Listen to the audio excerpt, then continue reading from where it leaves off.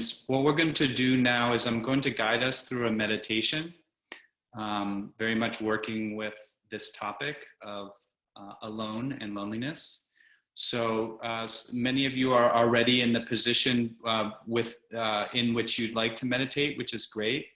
Generally, just say if you can find a way to be both relaxed and upright, to be supported, but also where you can really rest into your seat, but in such a way that there's an awake quality. If you want to pivot so you're not just facing your machine, that's fine. If you want to turn your video off for this period of time, that's fine. If you want to close your eyes, that can work well too, particularly since we are spending so much time relating to these mechanical boxes. So just beginning by relating to the felt experience of the body sitting and being supported on whatever you're sitting on. So whether it's a chair or a cushion or a couch or bed, I want you to just go ahead and imagine that you could almost sort of feel the weight of the body to the point where whatever is being supported, whatever you're sitting on, it's sort of meeting your body. Feel the meeting point between your body and what you're sitting on.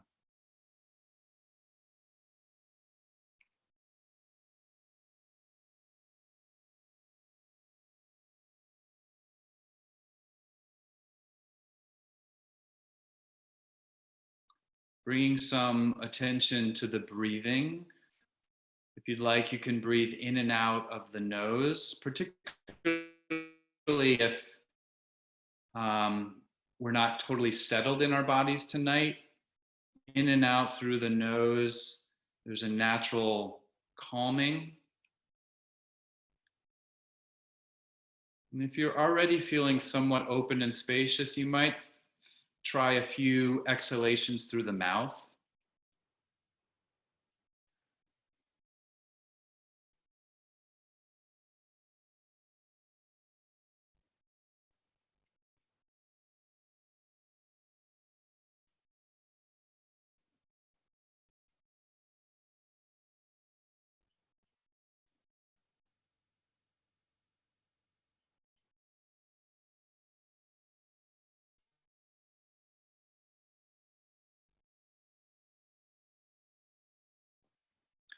So here we are in the breathing body, bringing to mind at this point in time, and you might associate this with the kind of chest area, the solar plexus area of the body. So imagine the awareness being there and just any feeling of appreciation that you have for either yourself or others coming together to practice, to relate to our hearts and our minds.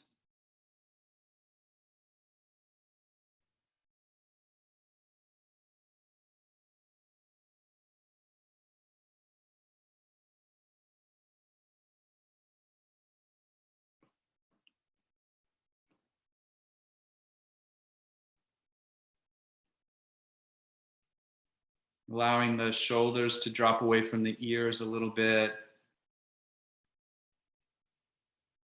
A little softness in the jaw.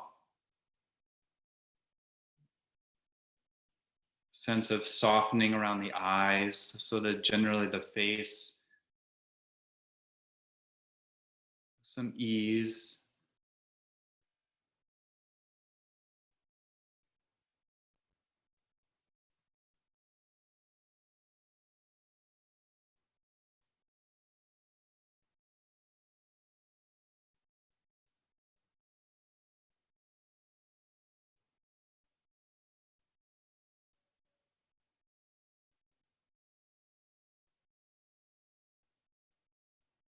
Again, feeling the support of the earth underneath us and imagining the depth and breadth of that.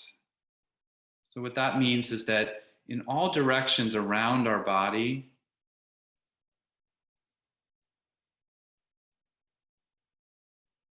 the earth is almost coming up to meet us.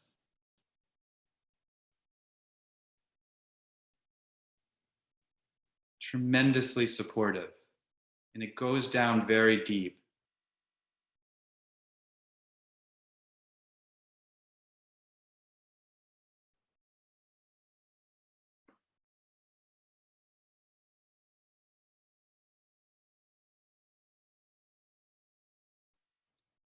So that by the time that that energy comes up through the surface or crust of the earth, there's been tremendous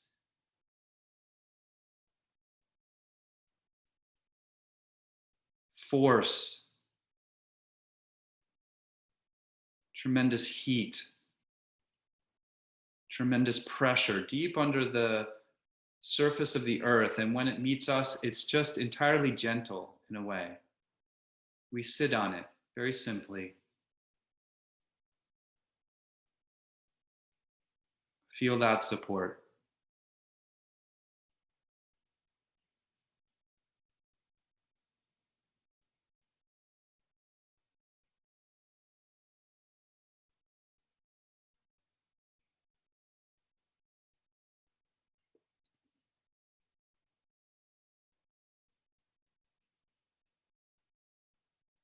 And at the very same time as that support is underneath us, the space around us,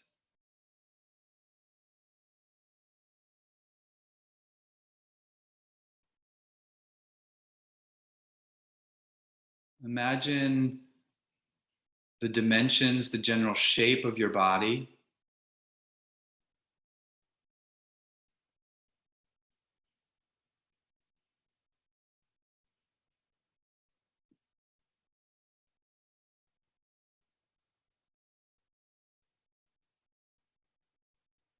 And that is an individual body in space.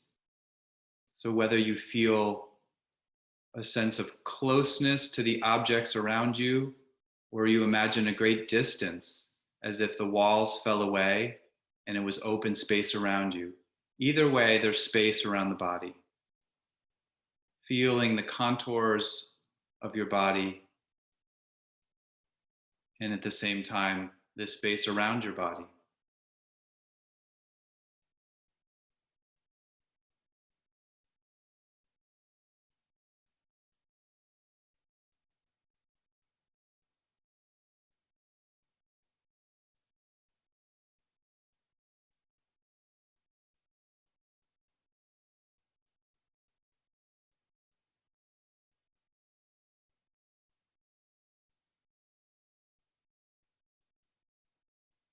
Feeling how you are alone,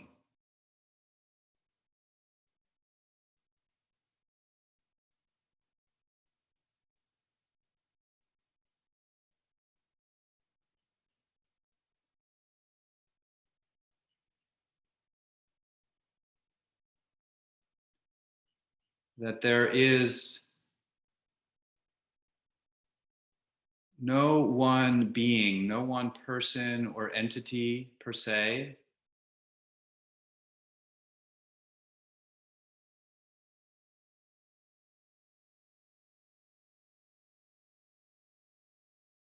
with whom we merge or takes away our aloneness. We are, each of us, alone, just in our body, the felt experience of being here.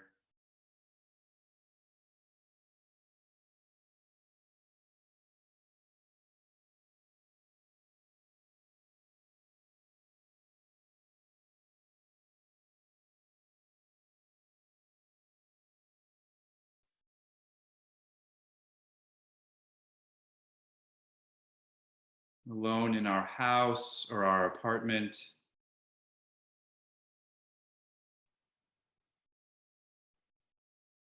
Even if there happen to be other people there, still alone.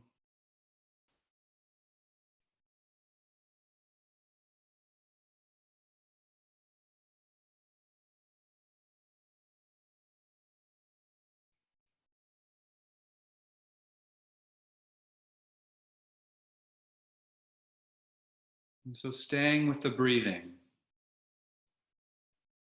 The breathing connects us with the support of earth.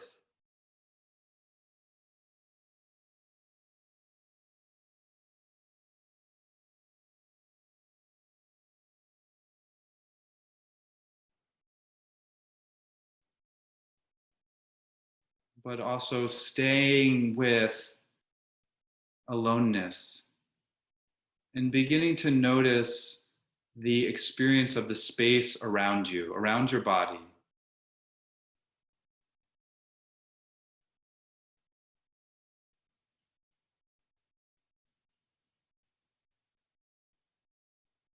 What is your experience of that space?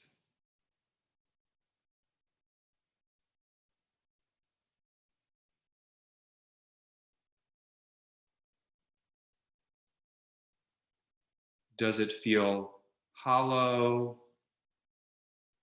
Does it feel filled up with things or thoughts or feelings?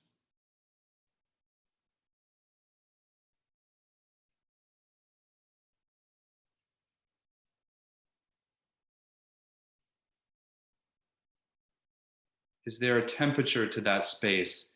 Is that space more on the warm to hot side or the cool to cold side?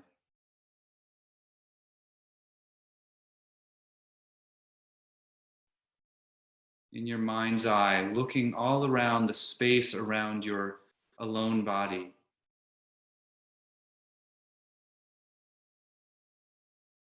as if you were far from civilization, totally by yourself.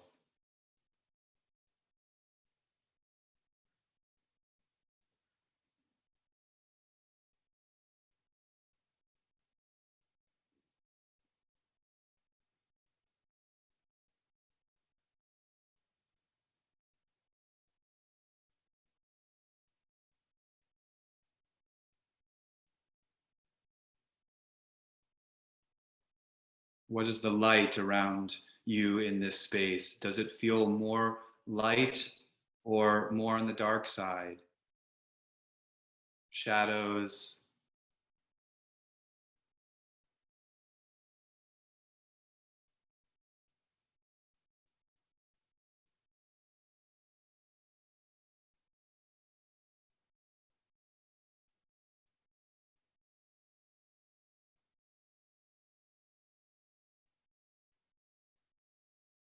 Staying with the breathing. And the invitation here, if this feels okay to you to do, is begin to breathe in that space. Take in that space around you.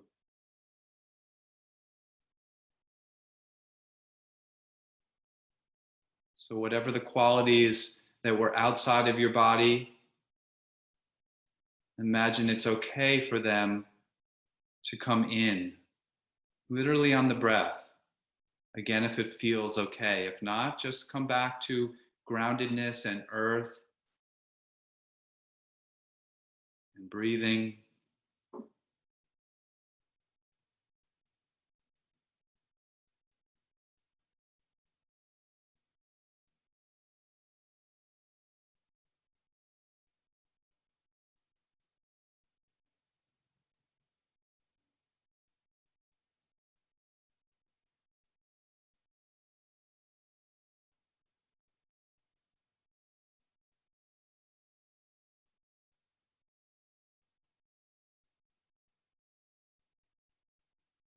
You may imagine that there's a transmutation that happens so that as you breathe in the alone space around you, if or if not loneliness feelings arise, as you breathe that in, it's not neutral, it's breathed in with a sense of compassion and warmth.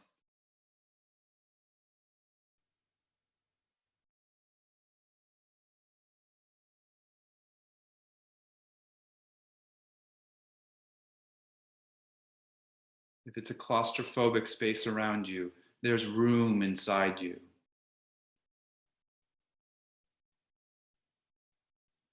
If it's vast and hollow, as you bring in that space into your body, it's warm and welcoming.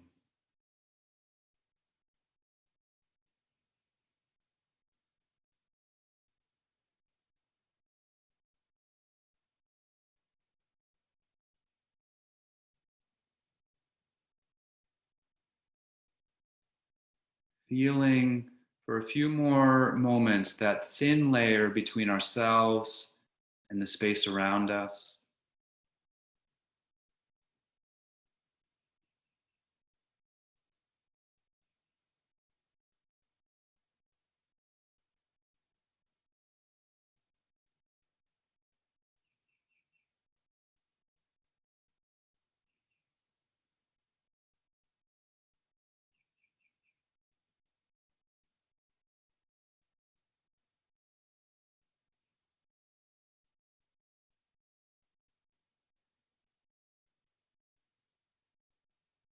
And slowly coming back to that felt experience of the support underneath you, of your body breathing, and of this vast and deep earth,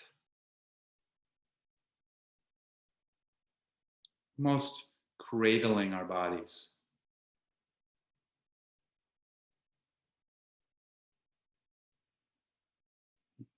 You can take a few deeper breaths if you like to really feel the support of that earth. Breathe up that energy of the support of earth.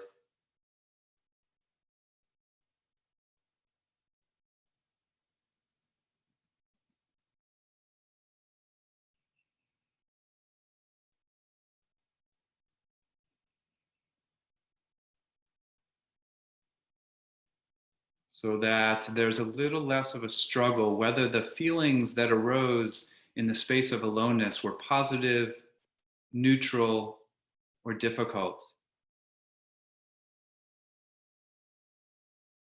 The integrity and strength and resilience that we have to sit in amongst, surrounded by our experience.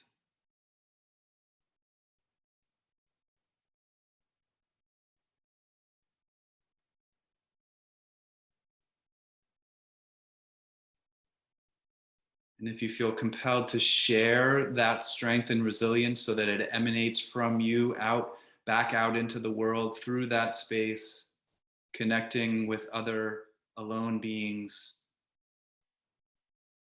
you can do that.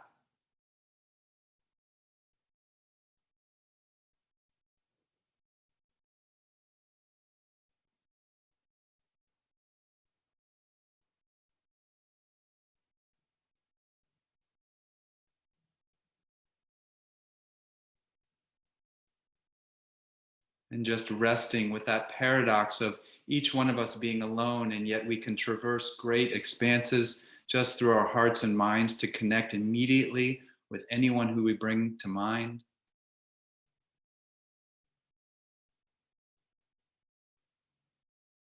And so that both can be true, alone, together.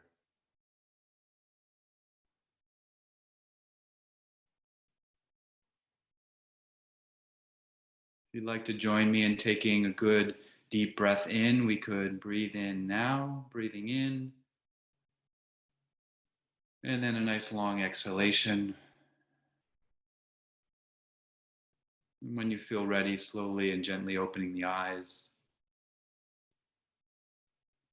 and noticing the physical space surrounding you.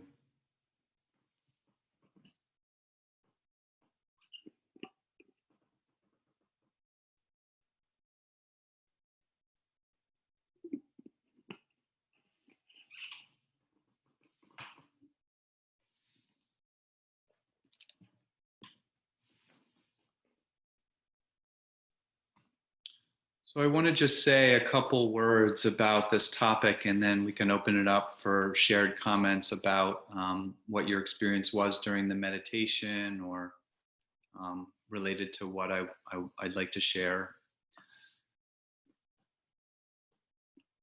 You know, for those of us who are on a contemplative path, who are on a journey as practitioners, whether we would call that a spiritual journey or a journey of awakeness, of connection, justice, it does seem that the notion of retreat and um,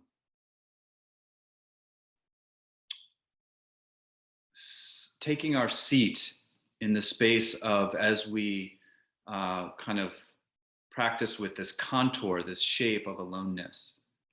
And that it's not only just physically being alone, but that there's this quality, particularly in retreat practice, um, of not sort of wandering in our desires, of making a relationship to contentment, to reducing unnecessary activities, many of the things that have been sort of, in a sense, foisted upon us. And that's why many people are familiar with this notion of like, oh, this could be like a retreat. And what's challenging about that in a way is that, we didn't choose it. And this is what's so interesting about loneliness, is loneliness is different than many other aspects of the spiritual path, where there may be some sense of renunciation or virtuous activity based on choosing this over that. And what's happened here, I think, is that, loneliness has the quality of it chooses us. We don't choose it. Very few people would say, oh, I would like to be lonely. We may want to be alone, but we don't want to have we're not actively seeking the affective quality of that aloneness in the sense of isolation or separation. And so there's a way in which loneliness chooses us. It's quite choiceless on our part. And then when we get into that situation, as some of you mentioned, it can feel quite intense, particularly now we're weeks into this. But, Michelle mentioned the death of her husband, of someone very close to her. There's many ways in which loneliness kind of shows up. And as we say, as my teachers say, there's this notion of that we almost feel like there's no way into intimacy, and there's no way out of loneliness, right? So this quality of like, what does the space around us feel like? Does it feel very claustrophobic and like we're the only one in our world, where we can't share it with anyone else? Or sometimes, as I've had the experience of living in a big city for many years, being surrounded by people, literally physically surrounded, and yet feeling completely lonely, and like there was no way for me to bridge a huge chasm between me and that person who was just standing, right next to me on the street or the subway platform, or waiting in line in a store. So this notion of no way into intimacy, no way out of loneliness, loneliness finding us and surrounding us in that way. And so the practice was really oriented at beginning to make a relationship to that quality of space that can be so intense. It can feel so intense and feel so much like we just are done. We're done with this pandemic. We're done with being by ourselves. We're done with only seeing the couple people that we see all the time. And we, even in the midst of partnership, can feel quite alone sometimes. So that feeling of being done, but it's inescapable. And so practice is what begins to connect us. It's interesting, the word alone could be, to go back to the roots of it, it means all one.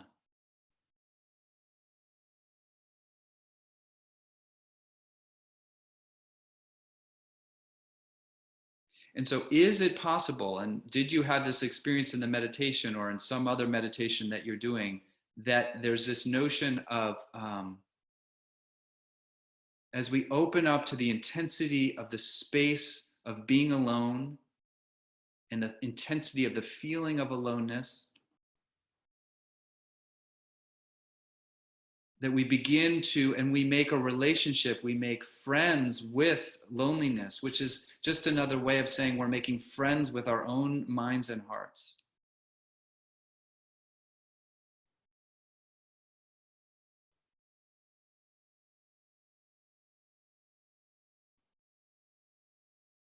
Are we alone?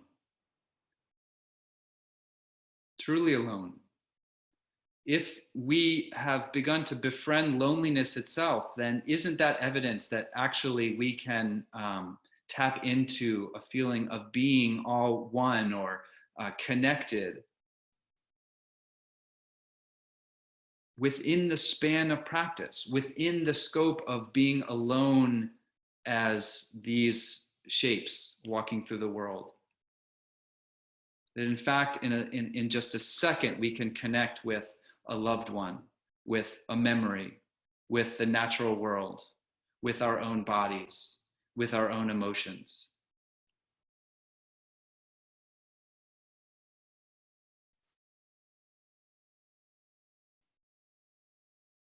And so alone and never alone. Both are true. And sometimes it almost feels easier to not be in that conundrum, to just feel lonely, or to want to merge with someone else and not feel lonely at all, instead of both.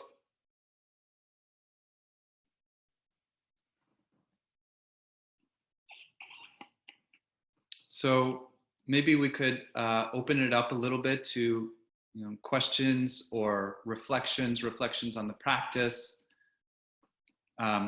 Jess, if we can't hear you, you can go to chat. That's one way.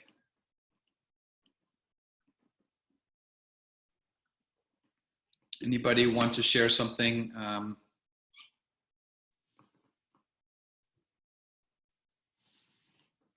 verbally?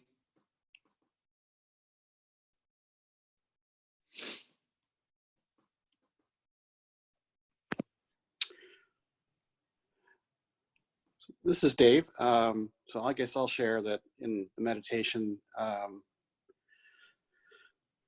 almost had this feeling around me of like there weren't any walls or supports or anything that I could fall in any direction and just keep falling when I was thinking about loneliness. But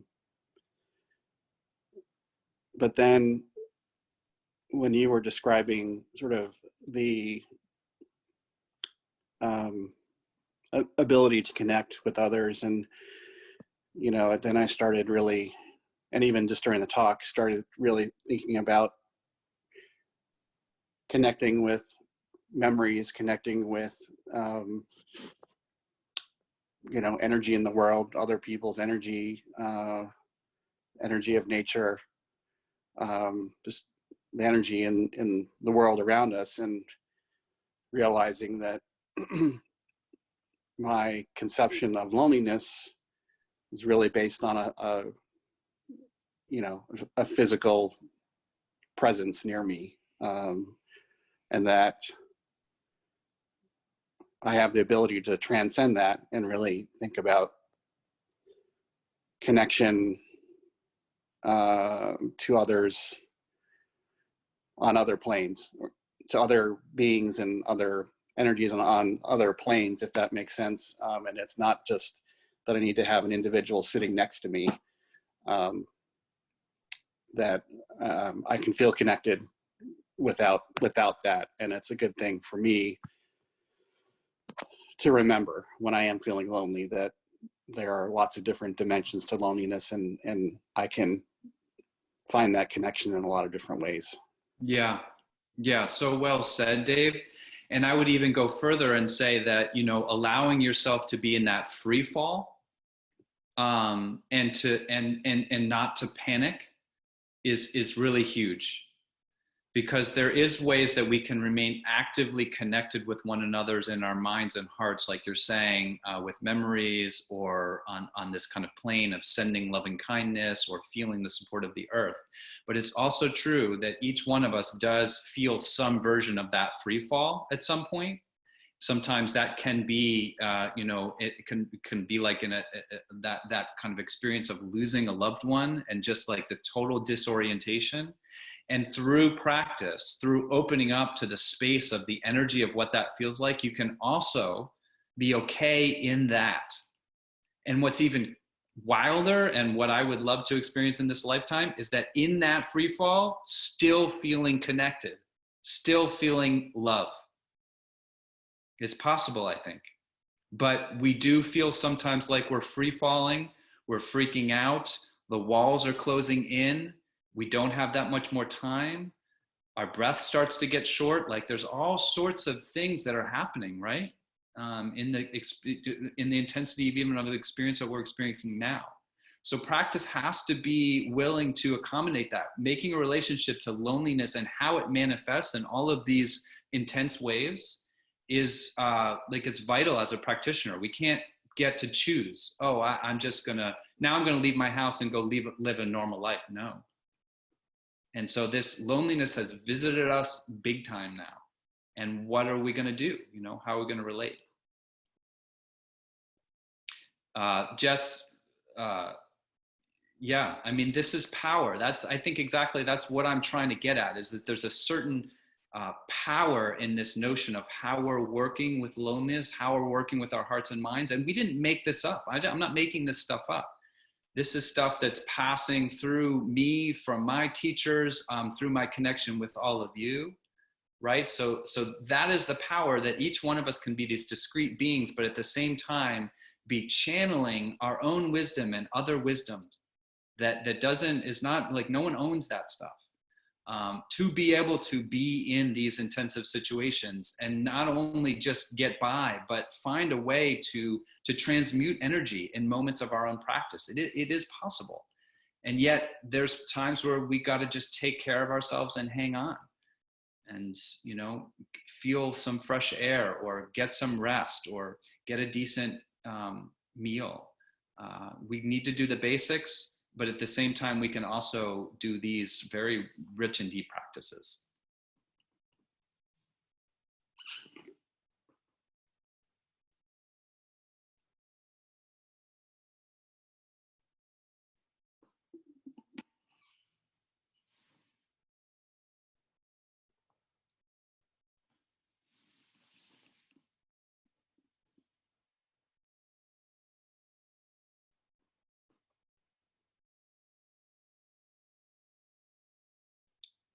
Yeah, Michelle, thank you. During the meditation experience, Michelle writes, I really like the awareness of being supported by the earth and be connected to the space around me. It's so, I find it so important and so helpful. One of the effects of loneliness when it kind of seems to overtake me is that I lose perspective on the space around me. And that's why I keep saying it feels sometimes like, and why I wanted you to begin to sense that space, that imaginary space of like, does it feel cold and hot? What is the light like? Does it feel filled up or hollow? Begin to really describe that for ourselves so that it doesn't, because once we describe it, we create space in our awareness to be aware of what's happening, and then we can make choices. If there's no awareness, we can't make any choices because we've sort of merged with something in a way that often feels like it's being done to us, being done to me. So loneliness is like something that is, I didn't ask for, and then it's affecting me in this negative way, and I have no space between myself and the loneliness. So that's this notion of relating to space around us.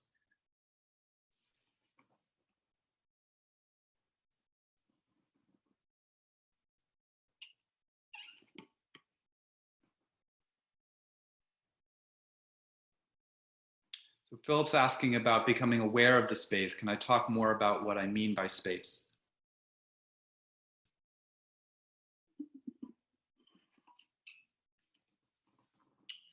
I think, Philip, that I know that you're a musician, and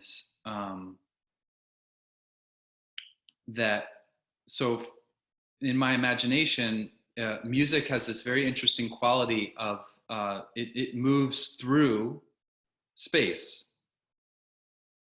And what's so interesting about the oral sense is that we don't always know where sounds are coming from exactly. It's very different from taste or touch or even sight, where we kind of have these more concrete reference points for where things are. Where sound can have this experience of being all around us. We may be able to discern different pitches or different qualities or tones or whatever in that. We may be able to discern general directions. But what the oral sense does is it connects to all of the space around us, and it's picking up these cues. So you might try getting into relating to space through the sense of sound. And as you relate to sounds, thinking about the space around the sounds, which I imagine you already do in music naturally, but then you can do that just in your imagination similarly. So then going from sounds to maybe sort of images or just a sense of the space around you that's not particularly defined, but might have a felt quality, right? There might be a really sharp quality to it, or a dull quality, or a throbbing quality, or a big quality, or a small quality.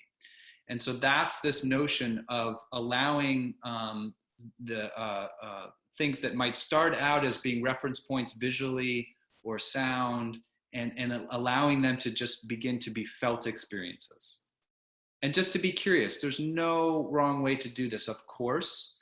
And our imagination is so vast. And so it's kind of opening up our minds in that way.